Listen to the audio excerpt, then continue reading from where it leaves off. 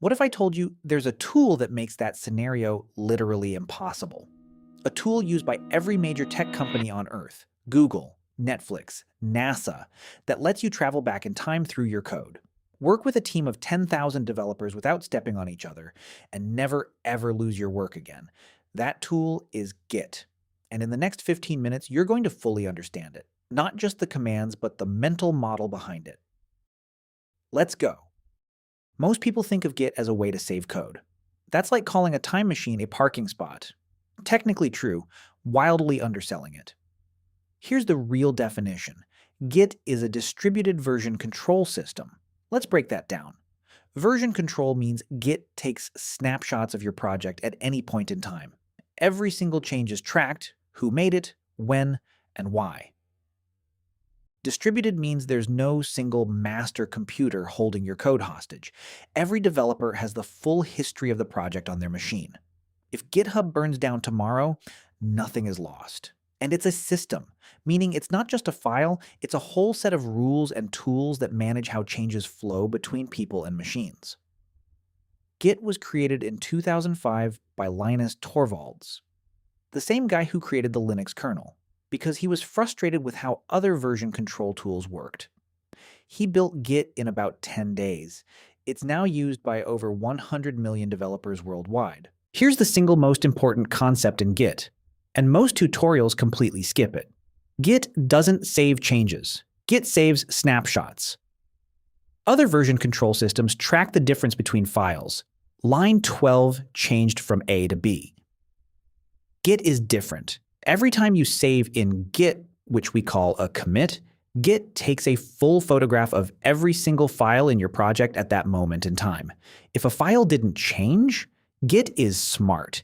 It just points to the previous identical version. No duplication, maximum efficiency. Think of it like this. Other systems keep a list of what changed. Git keeps a photo album. You can flip to any page, any point in history, and see exactly what your project looked like, instantly. Before we write a single command, you need to understand these three zones. Your working directory is where you write code. Your normal files. The staging area is a preparation zone, like putting things in a bag before taking a photo. The repository, or repo, is where commits live permanently. Git's vault. You edit in the working directory. You choose what goes in the snapshot using staging. You lock it in with a commit. That's the entire Git loop. And this cycle repeats every single time you work. You edit in the working directory. You choose what goes into the snapshot using staging. You lock it in with a commit. Edit. Stage. Commit. That's the entire Git loop. And once this clicks, everything else makes sense. All right, let's actually use Git. I'll show you every essential command. And more importantly, why each one exists. Git init. This is the big bang of your project. It creates a hidden folder called .git inside your project. That folder is Git. It holds every snapshot, every branch, every piece of history. Never manually mess with it. Just know it exists. Git status, your best friend. Run this constantly. It tells you what's changed, what's staged, and what branch you're on. Think of it as asking Git, hey, what's the situation? Git add moves files from your working directory into the staging area. The git add adds every changed file. This is how you choose what goes into your next snapshot. Git commit, this is the snapshot. The -m flag lets you write a message describing what you did. Write good commit messages. Your future self will thank you. Your teammates will thank you. Fixed stuff is not a commit message. Fixed navbar overflow on mobile Safari is Git log shows you the full history of commits. Add -- online to keep it clean. Each commit has a unique ID, that weird hash. Those IDs are your time machine coordinates. And that's your core 5 commands. Git init to create the repo. Git status to check what's going on. Git add to stage your files. Git commit to lock in the snapshot. And git log to see your full history. These 5 commands alone will cover 80% of your daily Git work. Learn these in your sleep. Everything else builds on top of them. Now we get to the part that makes Git genuinely magical. Branches. A branch is a parallel universe for your code. Imagine you're building a login feature, but you're not sure if it'll work out. You don't want to mess up your working app, so you create a branch, a completely isolated copy of your project where you can experiment, break things, rebuild, and your main codebase is left completely untouched. Git branch creates a new branch, and git switch jumps into it. The asterisk shows which branch you're currently on. You can have dozens, one per feature, one per bug fix. When you're done and happy, you merge it back. First, switch back to main. Then merge your feature branch in.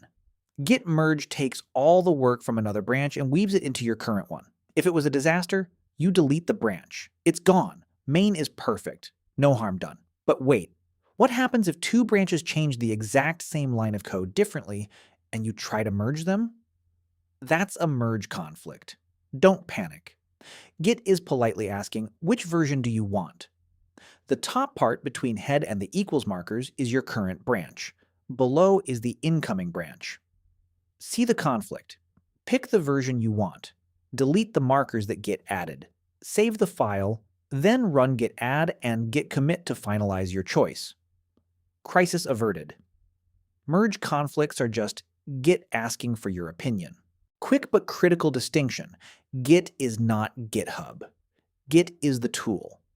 GitHub is a website that hosts Git repositories in the cloud. Think of Git as the engine and GitHub as the garage.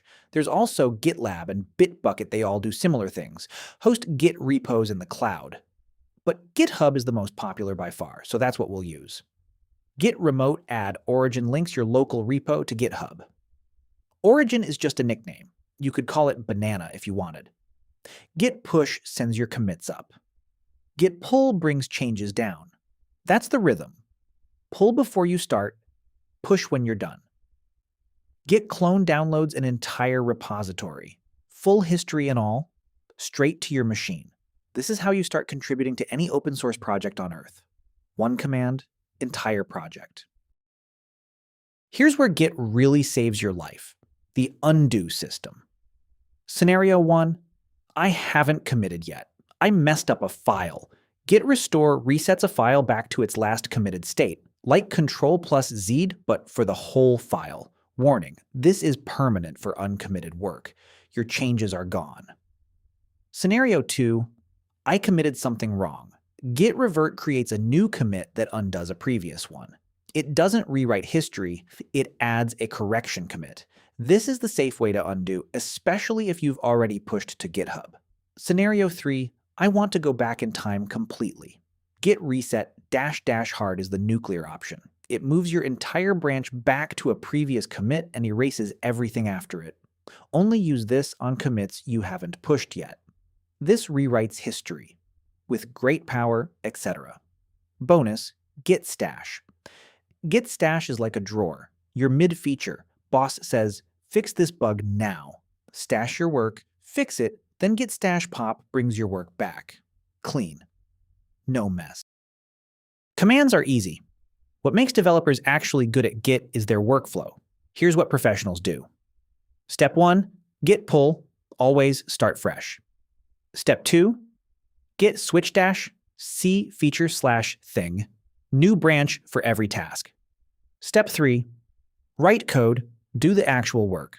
Step 4, Git add and Git commit. Commit often in small chunks.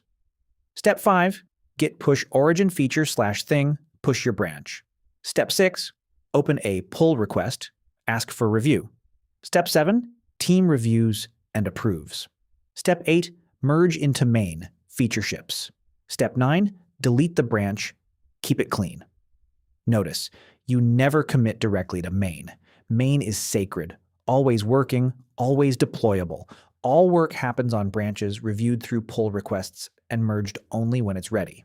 A pull request is GitHub's way of saying, I'd like to bring this branch into main. Please review it. Your teammates leave comments, suggest changes, and approve.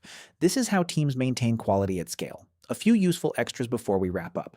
Git diff, see exactly what changed before you commit. Git log --graph online gives you a visual branch history right in the terminal. Git blame, see who wrote every line. Great for understanding why code was written a certain way. And .git ignore lists things Git should never touch, like node_modules. .env files with secrets, or build folders. All right, let's land this. Here's everything you learned in 15 minutes. Setup: Git init to start a repo, Git clone to copy one from GitHub. Daily workflow: Git status to see what's going on, Git add dot to stage everything, Git commit -m to take a snapshot, Git push to send it to GitHub, Git pull to get changes from GitHub.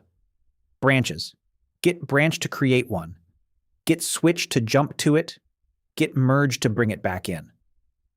Undoing: Git restore to undo file changes, Git stash to shelve work temporarily, Git revert to safely undo a commit. And for exploring, Git log -- online, Git diff, and Git blame. Git is not just a developer tool, it's a habit of thinking.